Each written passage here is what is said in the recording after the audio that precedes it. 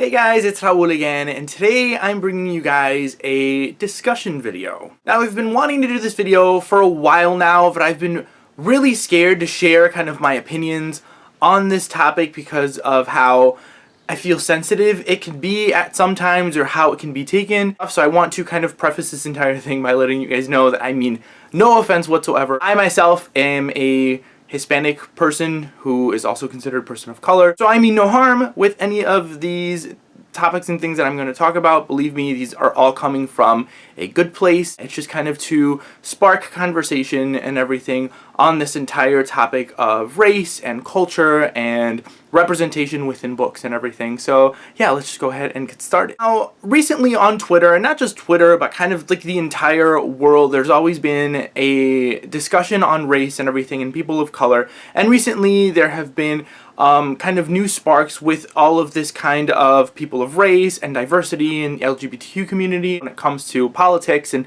new books that are being released and stuff that misrepresent people of color or don't include diverse characters or anything. So if you guys don't follow booktubers or anything on Twitter, it's kind of hard to really grasp where a lot of these conversations are going, because a lot of these conversations are happening on social media, on Twitter, and that kind of thing is where you see the bulk of these conversations happening. So if you guys don't follow any of us on Twitter, definitely do, to kind of get all of these little conversations and stuff and get the context of everything. But a while ago, Carve the Mark by Veronica Roth was released, and it was really poorly received because of the content that was included within this book, and having misrepresentation of people of color within this book. Now, misrepresentation or portraying people in a negative light comes down to not having enough kind of information or not being educated enough when it comes to these kinds of things, not really knowing how to portray people of color by not being a person of color themselves. If you look at it, Veronica Roth is a white, straight American female who is not diverse in any way. At least I don't think she is. So having had this misrepresentation of people of color within her novel was something that, yeah, was disappointing, but to me, not something very surprising. If you look at these kinds of things, a lot of people are complaining about, you know, her and her book, and then also there's been recent discussions about Sarah J. Maas and the lack of representation and diversity within her characters. But if you really try and look at things, and I usually don't tend to let things bother me as much. Like I don't get really easily offended. People have insulted me for my culture and for my skin color, and my name is very Hispanic generic name, and people have kind of preconceived notions and stuff on me. So it's not like I haven't gone through these things. Yes, I have gone through these things. I have gone through prejudices.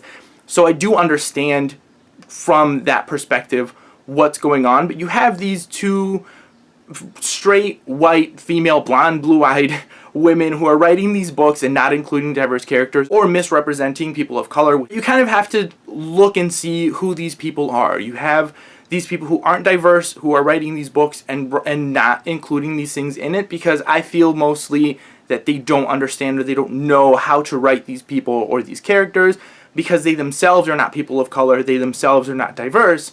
So I wouldn't blame them for that. And I'm not defending them not having diverse characters in their books. I'm not defending them misrepresenting people of color in their books.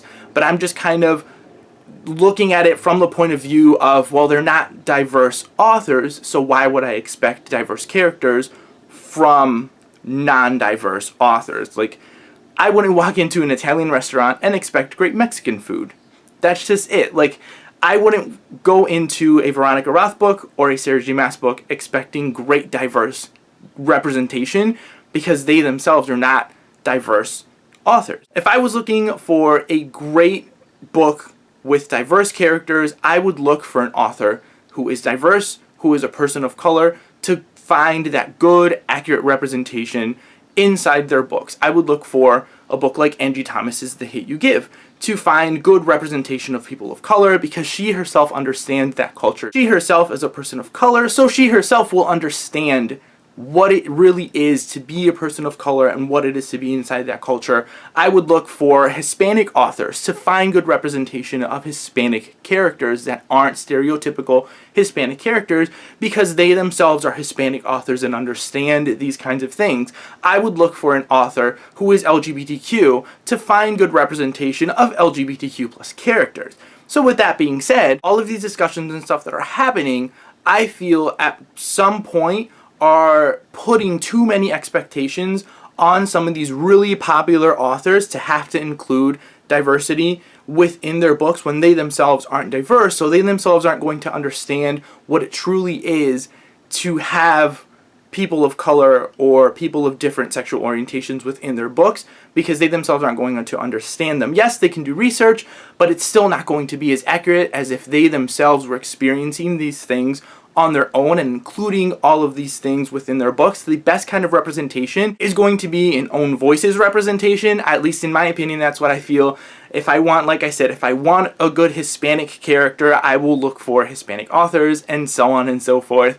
And that is just how I view things. I don't blame them for not knowing or for being ignorant. I doubt that they go into their books purposely wanting to misrepresent or offend people with the representation of their characters within their books.